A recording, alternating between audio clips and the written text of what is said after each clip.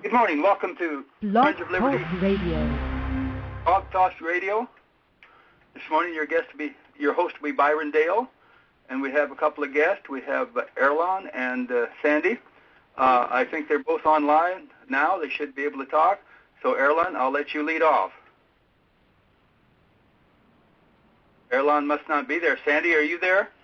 Yes, I am. I'm here with Michelle McDonald. We're here together. Okay, good. Well, I thought Erlon would be here, but why don't you just start with a little bit of your background, Sandy? You want to be called Sandy or Sam or what? Well, technically it's Sandra Grazzini-Rucky, but I go by Sam. Which one do you prefer for the show today? Sandra or Sam? Sandra's fine, yes. Okay, Sandra. We'll just let you go, and I'll let you start with a little background of how your whole incident started. And this show today will be basically about judicial corruption. And Sandra's had a lot of personal experience with that. And with that, I'll turn the show over and let her start with her introduction and who she is and how she got into all this. Okay, well, one second.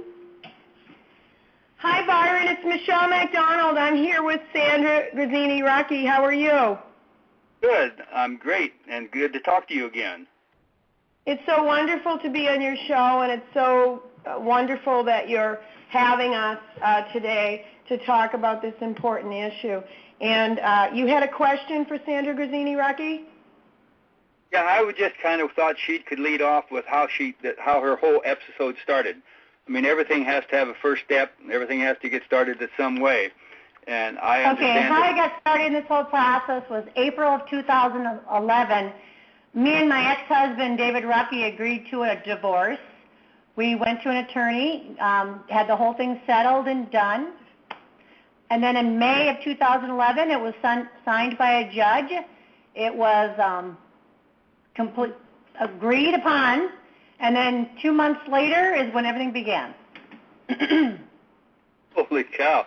And now I'll nobody correct appealed. that by saying, not correct it, but that's how the whole thing started. She just asked the court for a simple, uncontested divorce, and her former husband, David Rucky, agreed to it, and it was Judge Wormaker, signed an order, and that was that. And nobody appealed the decision, anything like that? No, there was no appeal on the decision. Everybody agreed, and it had been signed, and the divorce in legal terms was over, wasn't it? Yes, it was all agreed. All the documents were signed. It was signed by Judge Wormaker in Dakota County, and it was a done deal. The divorce was complete. Final. And there was also a hearing where Sandra Grazzini-Rucky was court-ordered to have sole legal and sole physical custody of her children, and that she would own the home that the children had been living in for, at that point, about 17 years.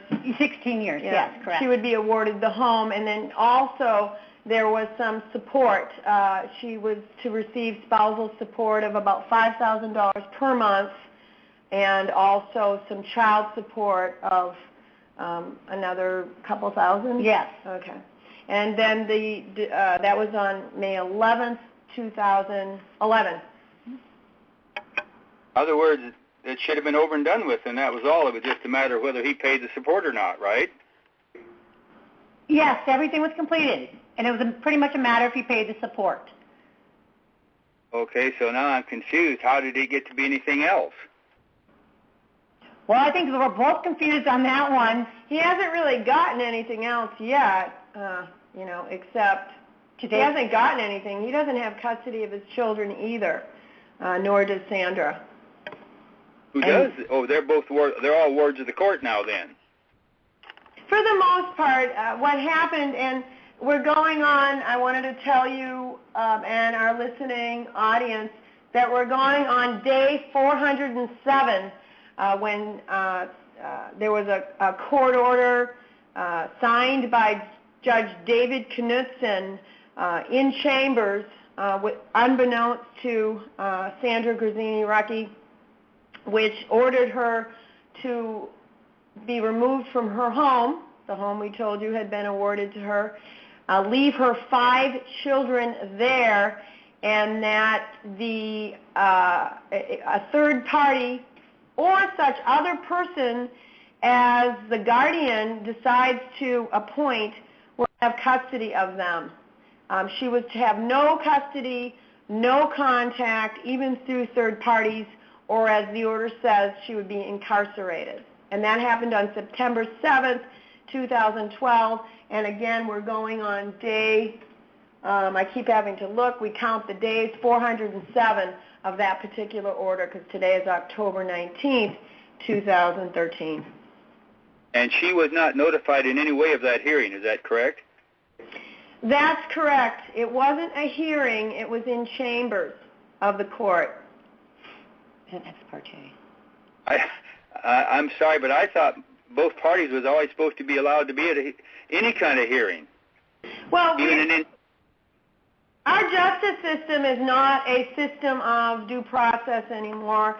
I'd like to say, Arlen, as an attorney practicing law since September 11th, 1987 here in the state of Minnesota, what happens is they take things away, they take your children away, they take your property away, and by they I mean it, the system, and then they give you a process. So we've been in the process that she was given since September 7th, 2012. And this, the process she was given was, okay, you're going to have a custody trial coming up someday in the future. Okay, now just a second. I think Airline was supposed to be online, and I think, Airline, you have to push 1 to get to the 1 in order to get in. I don't know how we make the volume higher. You don't seem to be online, and the other 2 do, and I think he was going to be here. But we'll go ahead now. Okay, so they had this hearing and told her to get out of the house and leave her children. Is that what she did, you have or did to know there was no hearing. There wasn't an open court hearing. It was an order that a judge signed in his chambers. It was a request by my ex-husband's attorney. She filed an ex parte motion to the judge without my knowledge, and the judge just went forward and signed it without any hearing or anything that went on. It was simply an ex parte, a motion, again, filed by my ex-husband's attorney, was given to the judge. He signed it, no hearing, and that was it. We just now they finally served it had on, Sorry? Did they serve that order then on her? Did the sheriff bring the order and send it to her or give it to her, or was it mailed to her?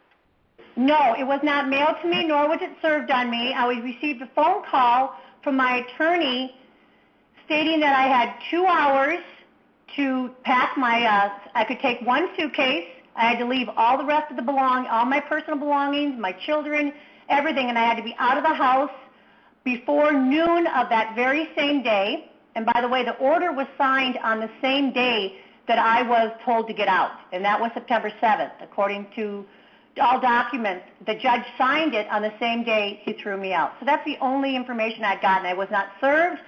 I was not notified. I hadn't even seen the order.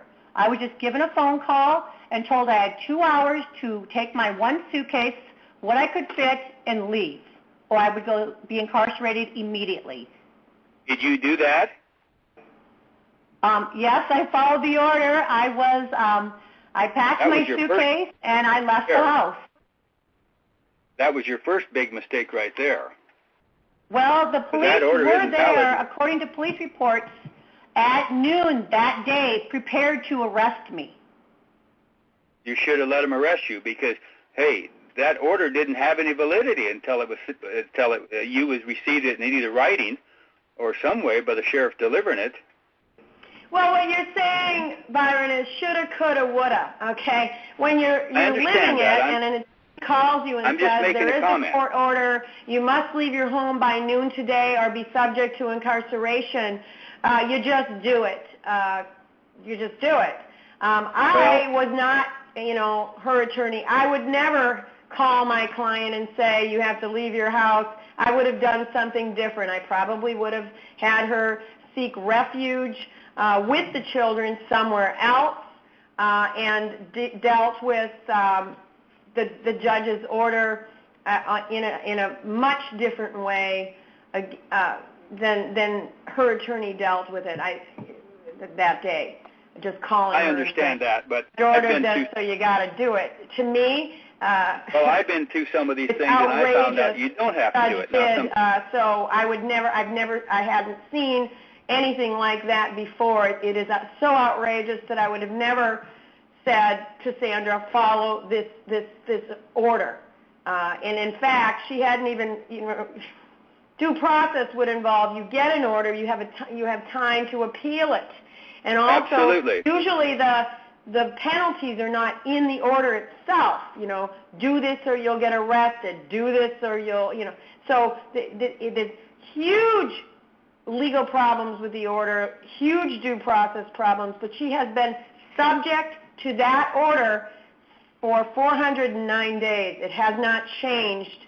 The judge kept that order in place for 409 days and counting. And we have requested repeatedly to the judge to make changes on that order or do something, and he has refused. He will not make any changes. The order that stands, we've asked for a hearing regarding that order, anything, any type of due process, and we have been denied. Okay, so now let's go on. What happened after that? After you left, what happened? Where did you go and what happened? Well, prior to that, I had been left with one car, but in September of 2011, the judge authorized my ex-husband to tow the car away from my house. So when I was removed on September 2012, I did not have a car. I had nowhere to go. I had no money because at that time my ex still to date had not paid any money for child support or spousal support. I basically was on the streets. I left the house walking. And where'd you go? You had to go someplace. Yeah, I looked for refuge at a friend's house. They happened to have a place that I could spend the night in. And I stayed there, and then ever since then, for the last 407 days, I go from any safe place I can find to sleep at night. Again, just answer the question. This is, even to me, this is almost unbelievable, and I guarantee you I've seen so much corruption in our court system and law enforcement that's supposed to uphold peace and not the peace officers and not just withhold orders that actually be valid in any way. It's amazing.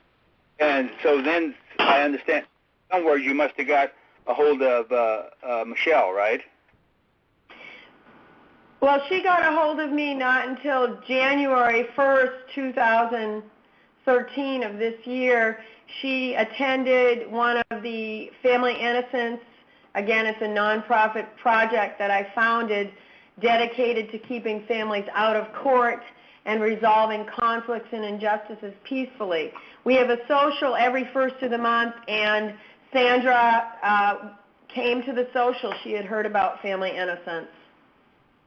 Okay, now what happened to the children? Did somebody move in and take them, or did they just go to social? Did the husband come, or what happened? You're talking with Sandra, who doesn't know. Again, you need to understand, and the public needs to understand how severely debilitating this order was. How she can't even contact their schools. She can't contact their doctors. She can't contact their caretakers to see how they were doing. That order has stood until today. So when you ask her what happened to the kids, how do we know? She doesn't I don't know. know. We're crying out loud. For crying out loud. And she's been crying out loud ever since. I've been crying out loud since when I brought a motion to declare that Judge David Knudsen had improperly and unconstitutionally our divorce statutes, and also that the statute is unconstitutional. And again, he summarily denied the motion, and again, that order still stands today. Okay, now what would happen if she went and contacted, really started aggressively looking for the children and finding out what happened? I want to know what you think would happen. The order says she will be incarcerated. if she has any contact with those children, this is a civil order that specifically says that Sandra Grazzini-Rucki will be incarcerated if she has even any third-party contact with her own children.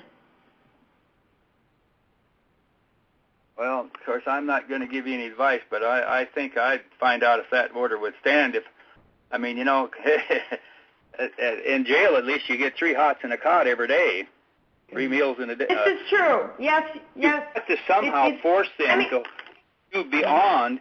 You know, if they bring the law in now, and not only that, now you got a chance to get more press on it because you've been arrested for obviously no reason at all. What are they going to use as the reason Arlen, to arrest? you're not getting it, Arlen. This is Byron. Byron, I'm sorry. Byron, I'm sorry, I thought you were Arlen. You're not getting it. The law did this to her. It was the judge.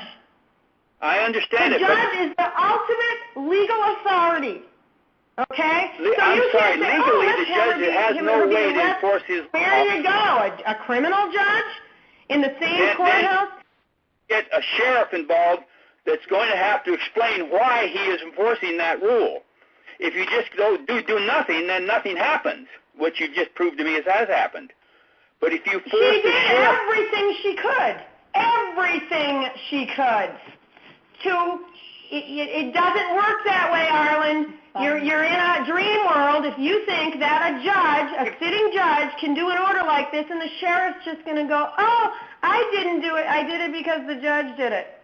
You know, it's a dream world. You are not getting then when your liberties are taken away like that, that there is absolutely nothing you can do. No sheriff is going to help you. The only thing you can do is go back to that same judge, as she did time and time again, asking him, please, please, please, and instead what does he do? He ends up wanting her to be arrested unless she gives the husband her physical address, which she did not have. Wanting her to be arrested unless she provides, medical insurance, which she already was providing medical insurance. So the situation got worse and worse and worse. There is no due process in this. There is no sheriff she can go to. There's no attorney that she can go to that can undo this. She can only go back to that same judge who, if he's going to sit on his butt and not do anything about it, she has nothing, nothing. And that's why we filed the federal class action lawsuit September 11th. That was the only way, and even now he's obstructing. The judges are the highest authority in the land. They have absolute immunity. Now, they do not have absolute immunity to violate your civil and constitutional rights, which they did to Sandra Grazzini-Rucki. But you know what? They do it anyway, and they make small little people and little attorneys like me go up against the Attorney General's office, the whole state of Minnesota, to get due process, because we have the whole state coming down on Sandra Grazzini-Rucki and Michelle McDonald now. Okay? So there's no reality here. Nothing is based in reality. Well, I guess well, that's why we have shows like this, and we got other shows because you need to write letters to the editor. You need to do all kinds of things that will force at least somebody to hear it. I'm sorry. This is why your show is so important.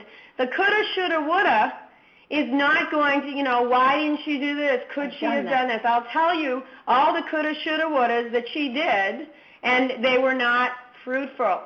This is a fact.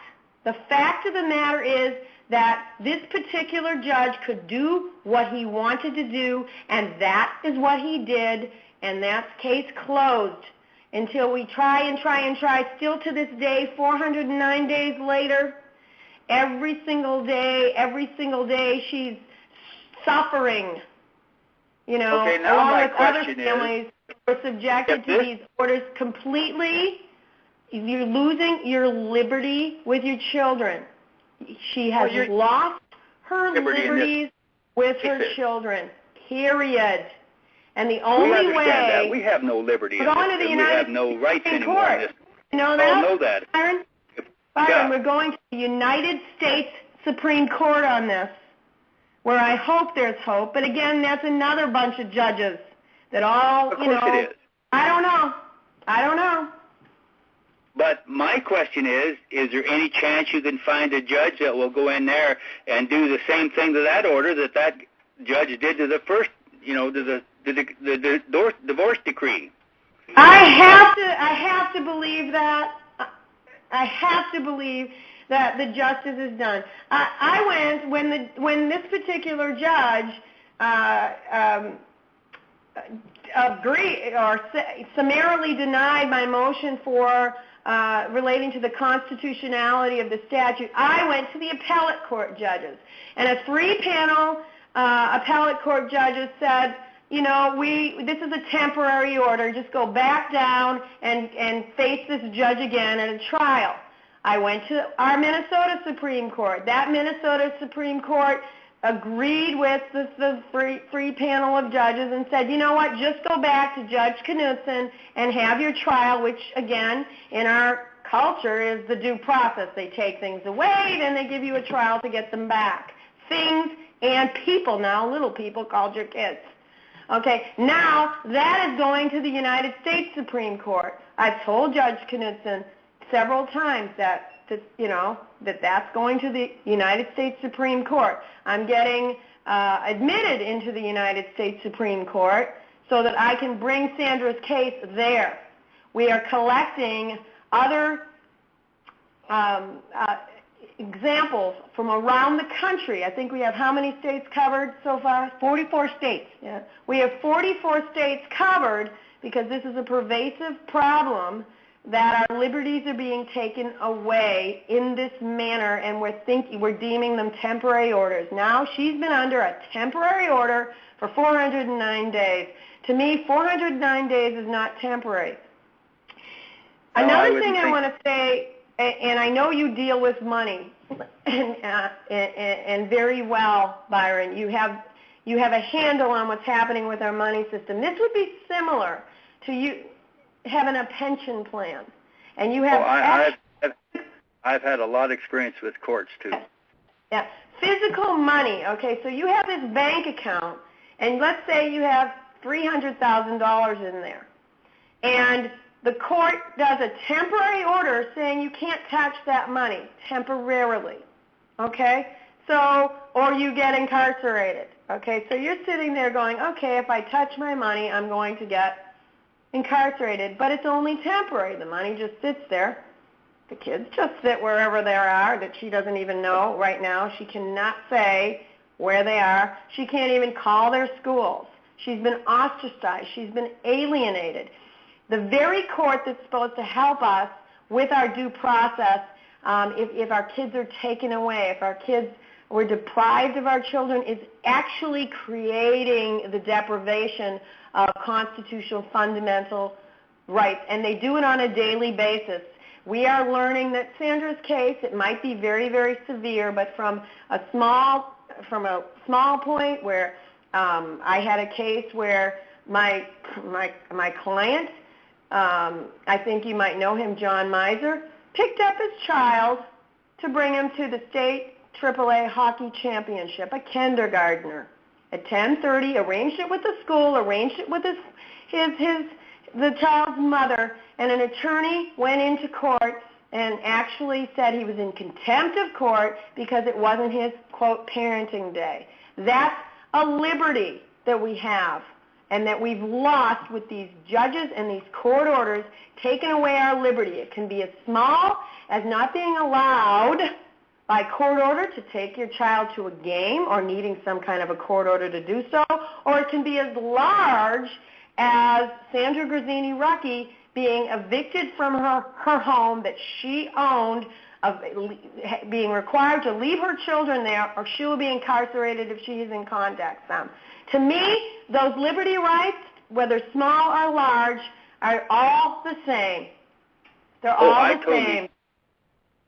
Now, I have one more question. What county does she live in? She doesn't live in any county. Remember, she was rendered homeless. Her home. What county was she living in when she did that? She was rendered homeless. It was Dakota County. Dakota County.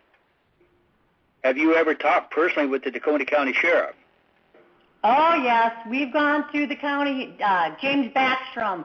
I've gone through the media. I've gone through the press. I've gone to the sheriff. I've gone to the police department. Everywhere. I've done everything you could possibly do. I've gone through Lori Swenson. I've made everything. And then every time, go back to the judge. And every time I go back to the judge to ask him for something, Your Honor, I'm living on the streets with a suitcase. I have no personal belongings, no children, no car, no home. I have nothing. He makes things, he issues another order, making things even worse. And here's another thing, too, and I get a little fired up, and, Sandra's like, you're yelling, I'm sorry, I'm so sorry, and when you raise your voice, it's because you feel like you're not being heard, and I want the American public listening to the show to please hear me that this is happening on a daily basis. That's why it's a class action lawsuit. We have filed Sandra Grazzini-Rucky individually and on behalf of her children, Nico, Samantha, Gianna, Nia, and Gino Rucky, on behalf of themselves and all others similarly situated. Now, what you might say, Byron, is, there's not a lot of people out there that are kicked out of their home and on 2 hours' notice and have no third-party contact with their children. Maybe not. But from the littlest example of loss of liberties that I gave you, a man picks his kid up, calls the school, arranges it, the kid's all happy to go to a AAA hockey game, that loss of liberty versus, it's all the same. Hers just seems to be longer, and more pervasive and more, oh my goodness, how does this happen? It can happen in the smallest ways or the largest ways because our divorce statute is unconstitutional if a judge can do this. Absolutely.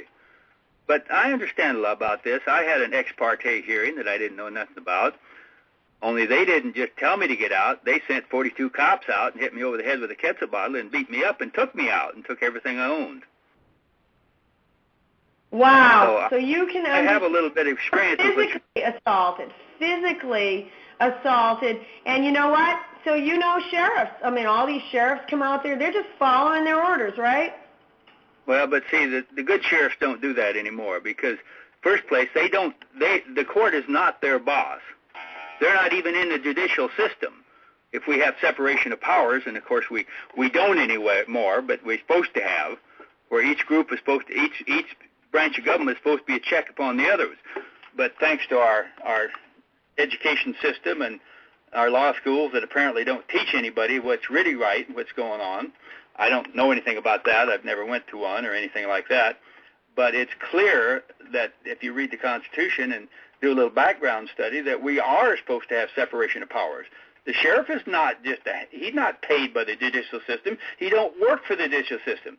He's an executive branch, and he gets elected by the people. And he don't have to serve any of them orders if he don't think they're right.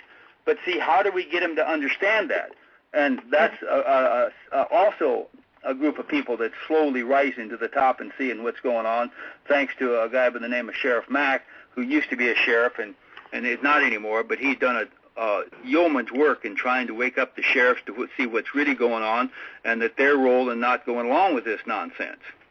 And there again is one of the problems, because the sheriffs, I even had the sheriff tell me one time the state's attorney was his boss. And I said, what are you talking about? You're elected by the people. You don't have a boss. You are the boss. But he didn't. Then he said, well, but the state's attorney is my legal advisor, and I have to do everything he says. And see, this is, again, is part of the problem, is our education, even to the sheriffs and all that, has been non-existent according to the way it's really supposed to work. Go ahead. Well, I was just going to say that what I've learned, and I think there's a book called Oath Keepers, is that the sheriffs are higher than the judges. I mean, they can arrest judges. Absolutely they can if they want to, but most of them don't know that, and most of them don't have the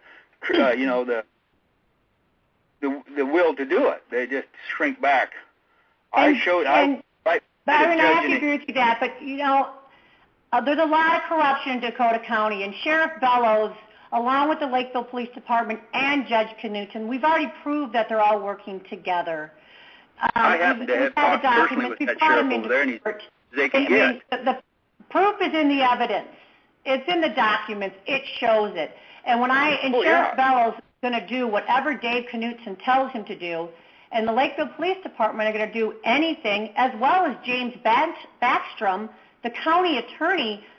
When you've got a corruption of the four of them telling me they're not doing anything, and the commissioners all telling me we're not doing anything, and Mary Liz Holberg, who is Lakeville's representative, who's supposedly highly respected, me meeting with her telling me she has nothing she can do. She can't do anything about Sheriff Bellows. She can't do anything about the Lakeville Police Department. She can't do anything about David Knutson or the commissioners.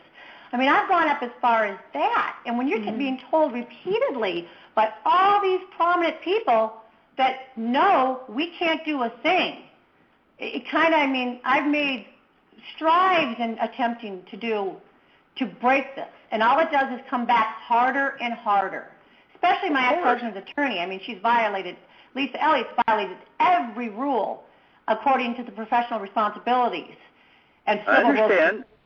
And after they beat me up in my own home, I went to the state's attorney and asked him what the legal definition of an assault was. And he said, well, Byron, there's no question you was assaulted in your home. I said, well, then I want to file charges. And he said, well, I won't do that because I was in on the planning of it. So therefore, if I file charges against them, I'd have to file charges against myself, and I won't do that. And this is exactly what you're facing. They're all in it together.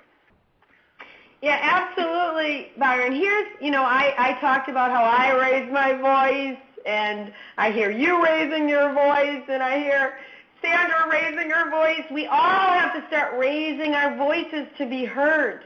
We're not being heard for some reason, and that's why it's so important, shows like yours, to get these shows out there. Well, I'm sure glad you're on because it sure did. I mean, I've heard a lot and I've seen a lot, but this is about as bad as I've ever heard. I'm sorry to tell you, but it's true. And that's pretty much what I have heard from every single person. They've heard these cases. They've heard how bad they are. But they said it appears that they've taken, say, 25 different women that they've done abortion to and done it all to you. I've gotten that from attorneys across the United States that have dealt with this, as well as attorneys in our state, that, this is the worst case that they have ever seen.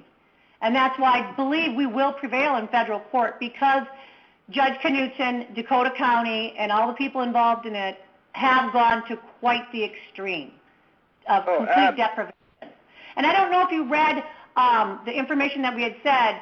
In the judgment and decree, I was completely stripped of everything, as well as Judge Knutson ordered me to a lifetime of servitude to my ex-husband, as well as stating that I may never, for the rest of my life, ever own any asset of any type. I cannot have a checking account, a savings account, a credit card. I can't own a vehicle. If I get a couch, it must be turned over. I mean, I don't know if you've seen the judgment and decree. It is the most illegal piece of document that nobody can believe it when they read it. He went as far as to overrule the federal government and say that in the rest of my life, I may never even file bankruptcy. So I really believe this federal lawsuit, and we need to get it out there that these judges are become power hungry. Judge Knutson has completely You've heard the statement that corrupts and total power corrupts totally, and we've seen it right here. We're talking about it right here today, how that really works. The power went to his head, and he just really, likes it and gives it out. And the more you question him, I go back and ask for some sort of relief. Can I get a checkbook, anything? Anytime I try to get any type of liberty or see my children or make a phone call or at least call somebody to get a hold of them or find out where they are, he comes down on me even harder. You have to remember, too, Byron, that Judge Knutson has been a judge for some 7 years. He was appointed by Pawlenty. Governor Pawlenty. Not to mention that he was a senator, a state senator, and so was his father. Not to mention that he is on the Board of Judicial Standards. That's another position that only few judges are on, that he has to be appointed to. Not to mention that, he is now being represented by the Attorney General's office in the federal class action civil rights lawsuit that I filed. So he's got, not to mention that the sheriffs do what he tells them to do. We've learned that no matter what. So we have the ultimate, he has not only his power as the absolute authority of the land, which judges are, but he also has the backing of every conceivable organization, the backing of the guardian ad litem programs, the backing of attorneys who want to argue against Sandra Grazzini-Rucki, the backing of the court system, his law clerk. It's about money. It's all about money. Court reporters. So we are. It's like David and David versus Goliath and Goliath. I might say we're two Davids against two Goliaths. We not only have the Goliath of a judge, but we also have the entire system that backs him up. And you don't even have a slingshot, do you? Right. We need shows like yours. The media has to be our slingshot. Even the media will back him up. I almost promise you. Oh, yeah, well, when you get that much, all of us grow up, I like to say, Byron, that I have my father-in-law, God rest his soul, beautiful, beautiful man. He was superintendent of the Boston Police Department, District D. I have great deference for authority, particularly police, particularly judges. I've been before judges for 27 years. I call them Your Honor. I rise when they walk into the room. I try not to interrupt them. I've been known to interrupt them, but I try not to interrupt them. I do whatever they tell me to do normally. So I have great deference. So do us all. And all of us have great deference to authority. If you ever read, I think it's the We the People, or it's one of that's how we can get abused, because we have such great deference to authority that somebody like Sandra goes, I guess I'll just leave my house. I've been told by a judge to do so. I've been told by my attorney that this is what the judge is going to do. That's how we get taken advantage of. It's civil rights all over again. Well, I totally understand that, and of course that's where I'm a little different, because I just didn't pay attention to a lot of things they did, and made them come out and show me that they could do it. And it took them after they. They were prepared to do it, Byron. The police were there, according to reports, at noon. They had 4 officers, according to Lakeville, prepared to arrest me. They actually showed up preparing, because they did not. I don't know what they thought, but they had 4 officers, 2 squad cars, prepared to arrest me on the spot at 12 noon. In fact, they were even there 10 minutes early. Well, I understand that. If you have to be arrested and make them really keep doing it, and finally it gets to some of their consciences. It's amazing. The guy that hit me over the head with a ketchup bottle, the next time I seen him in court, he wouldn't deal with me, because when I went into the courtroom, they wanted me to be searched and everything, and the Constitution is pretty clear that you can't search your papers, go through them and stuff without a search warrant. And so I said, I'll walk through the metal detector, but you're not looking through my books unless you get a search warrant. Now, you and I both know there's nothing in there but just the court papers. We've been through all this before. He's the guy that came to my home and hit me over the head with a ketchup bottle and beat me up with his fist after he knocked me down. And by this time, though, he just walked away. He said, well, I won't do anything, Byron. I won't do that. I won't do anything, but they'll just send another marshal out, and he'll do it to you. And I said, well, that's probably true. So then they turned around, and pretty quick another marshal come out, and then they handcuffed me with my legs and hands both, and then took me into the courtroom. And, of course, I proved that I was right, and so then the court gave me 6 months in jail for contempt of court. And I went to appeal it, let me appeal it because the clerk of courts down in Pierre said, well, you can only appeal this case, attempt to court, you can only appeal it before the same judge, which is obviously wrong. I talked to a lawyer in California sometime afterwards, and he said he'd been in contempt of court, and he'd appealed it within hours, and he was out of jail.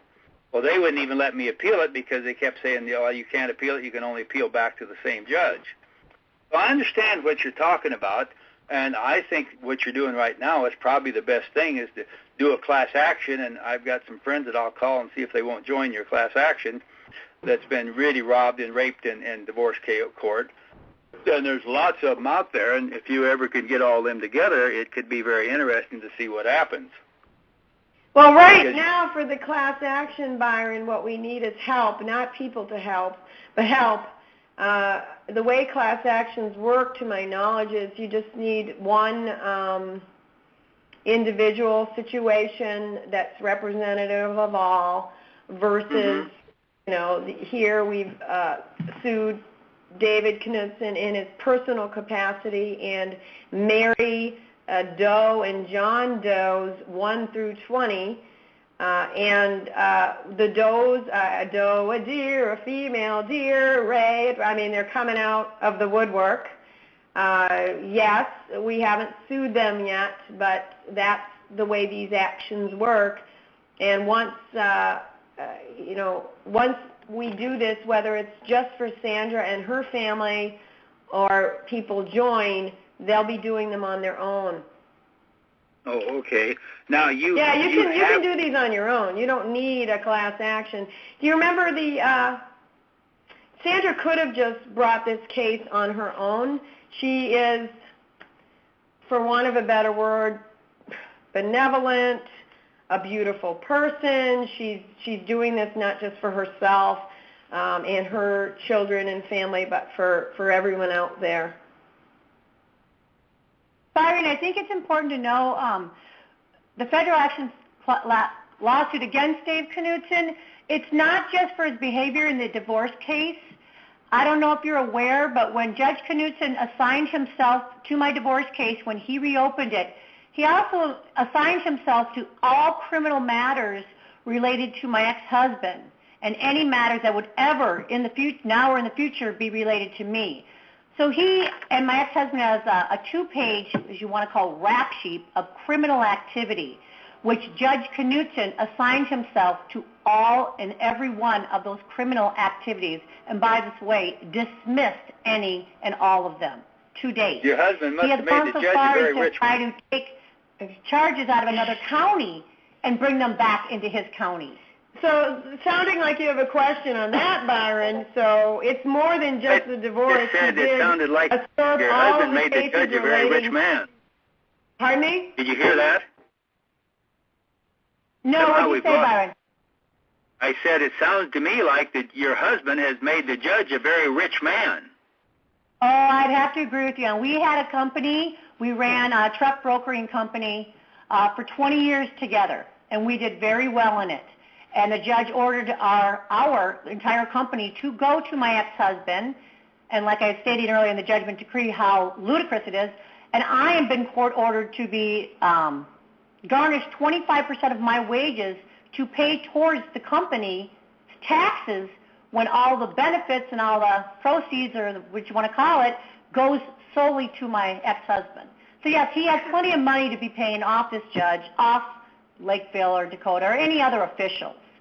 It's gone above and beyond divorce when he's putting himself into the criminal realm of protecting my ex-husband. There's no question about that. That's where it all comes down to, who gets the money. And that's what all this is about. It's all about the money and the funding and what they can get from it. That's right. That's how the system works. Yeah, Arlen, I want to point you to an amazing, phenomenal website called FamilyLawCourts.com. It's FamilyLawCourts.com, where many of the issues that you're going to be talking about on this show, including deputies being the arm of the judges when they're not supposed to be. They're not supposed to be the judges' thugs. so to speak, but they don't have minds of their own, apparently. So please, please, please put it up on any website. It's called FamilyLawCourts.com. And the proprietor of that website has done an amazing job for the last 13 years collecting this information. She's got it all laid out really, really nicely, including the topic of the bailiffs being the judge's thugs when they're not supposed to be.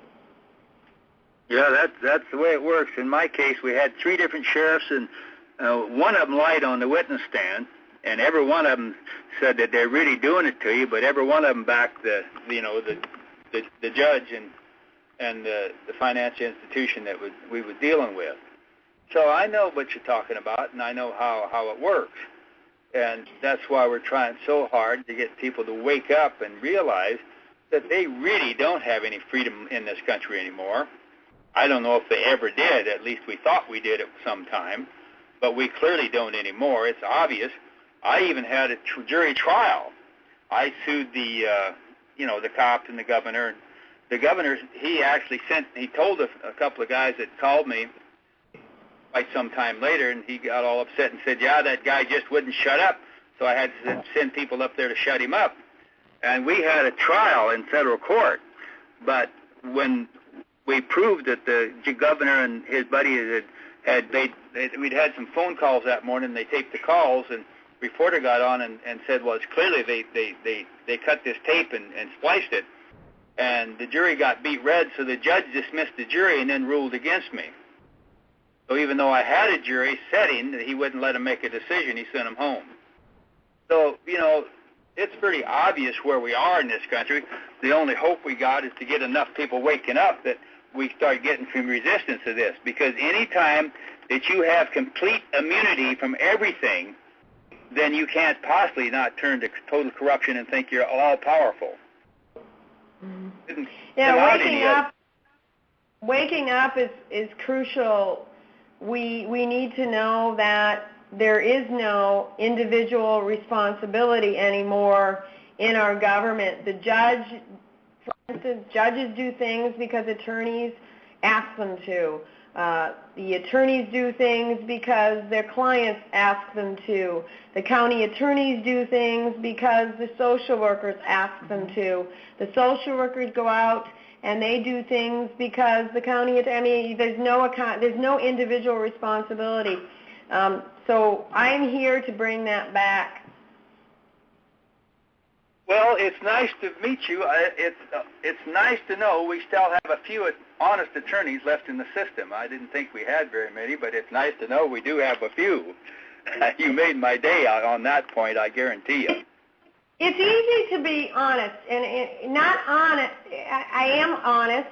I am an attorney in good standing for 27 years, having done family law.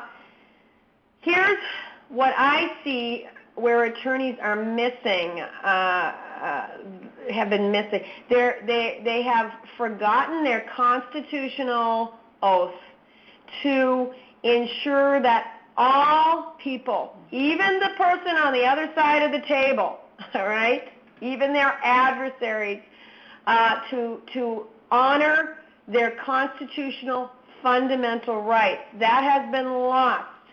So now, and I lost it for quite some time, not lost it, but just forgot it, and now it's more powerful in me when I'm bringing a lawsuit. I'm thinking, or even if the county attorney is doing something, adverse to my own client, I'm reminding everybody, including the judges, of their constitutional oath to uphold the Constitution for everyone, not just the person that they're representing.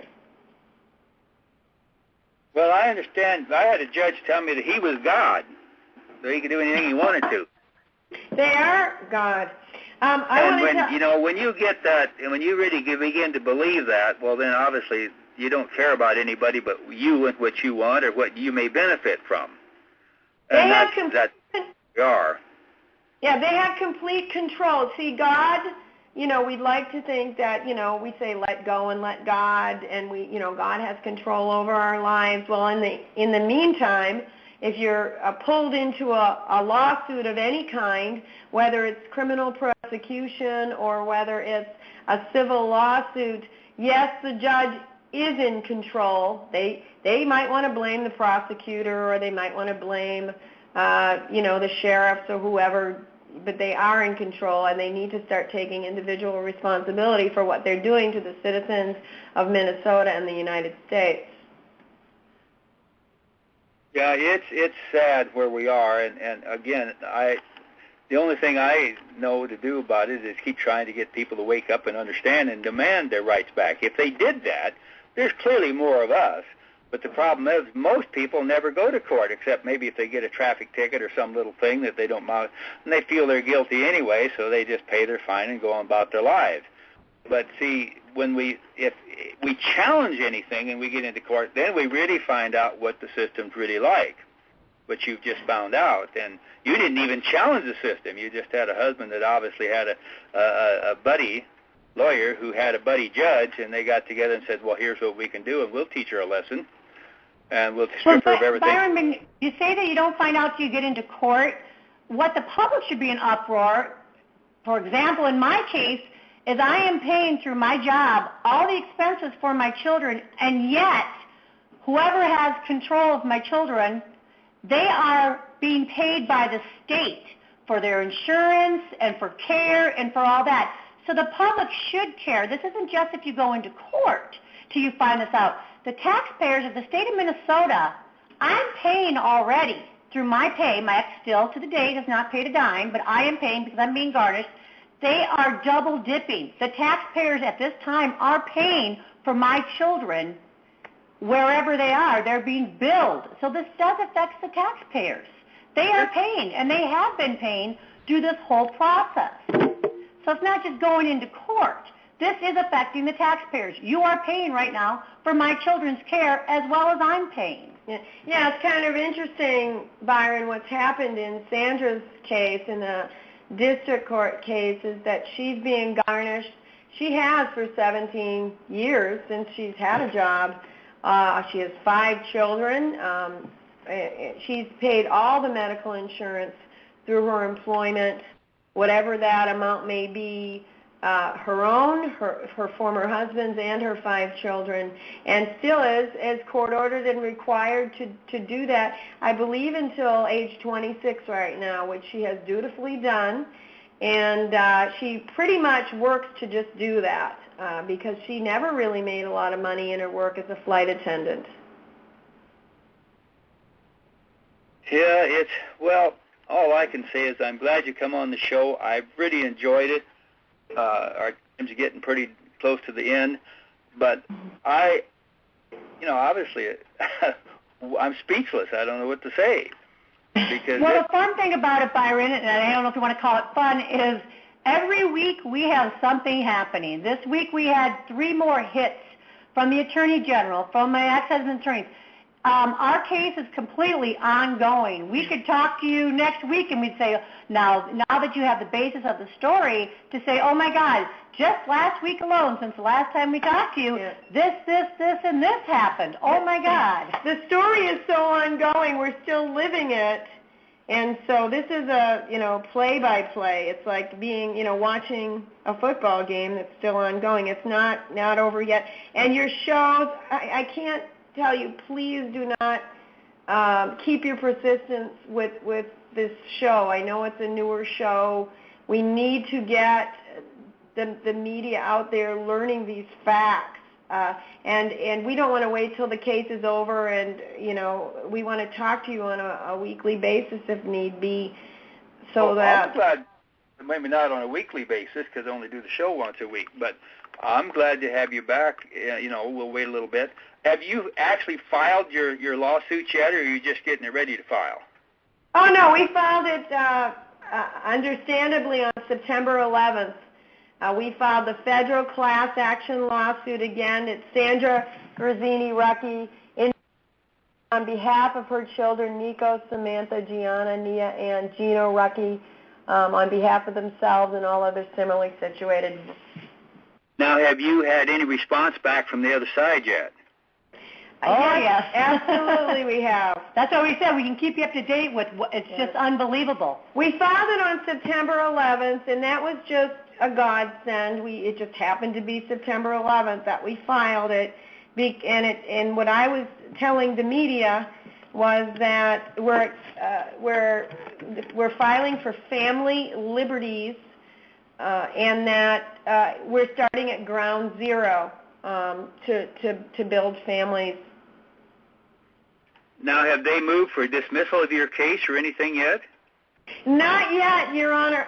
What happened is that the first thing that happened was that we were waiting for Sandra Grazzini-Rucki to be able to have costs such as service fees and such be, waived. That would mean that, and we did get that document. She did get what's called informa pauperis because she is homeless, and then also we were proceeding to serve. The service wasn't happening fast enough, so we did end up getting a private process server and paying that money. When we brought it over to the federal marshals, they said it was going to be several weeks right before they'd serve him. Yes, correct. So we really didn't want to wait that long, and he was avoiding service. Judge Knutson was avoiding service from the process servers. It took quite some time for our private process servers to get Judge Knutson because he repeatedly was avoiding it. And we were, with deference to him, we were like, well, let's not serve him at the courthouse. Let's not serve him while he's sitting up on the bench. But that's probably what we should have just done because he ended up hiding behind, ducking service to the point where I believe it was just about a week ago, last Monday, that the private process server went out to his home. He was home but would not answer the door. His wife finally answered the door, and she was served on his behalf, and she just wouldn't even accept it. She's like, put it on the ground.